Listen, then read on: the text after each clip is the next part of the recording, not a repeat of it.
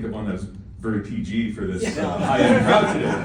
But you know, one that does stand out is when I first joined the Bears. Like I said, I came at Christmas time, and our first few games was a round-robin kind of exhibition tournament out at UBC in Vancouver.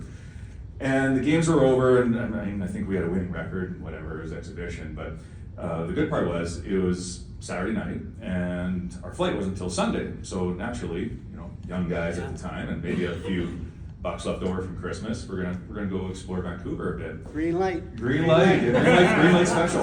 And yeah, I mean, so a bunch of us leave the hotel, and we're in a nice part of Vancouver. So we go to a few bars. I think we started at like the Roxy, and then a few other spots, and it's pouring rain outside.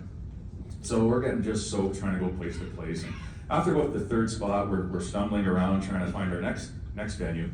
And now it's really snowing, and it's snowing hard. Well, the boys are walking down the street, and you know, just like my little guy and his buddies, they start pushing around a little bit, and a little bit of horseplay, and a couple of these guys kind of fall into this one storefront. And one of our guys says, "Hey, like, take it easy, guys. Like, last thing we want to do is bust up a pane of glass or something like that." Yeah.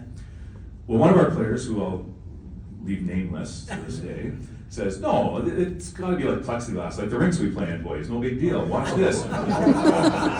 Takes a few steps back into the street, sprints, kind of stumbles, slips in the snow, and goes flying sort of, you know, shoulder and back into the glass, and just like the movies, whoosh, blows up. He's now laying in an Aldo shoe store display, looking up at us like this.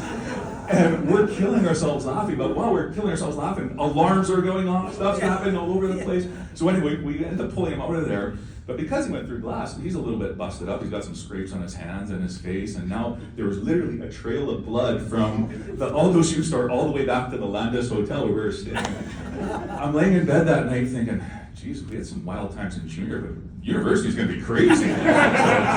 That's a great story. Great stories, guys, great stories.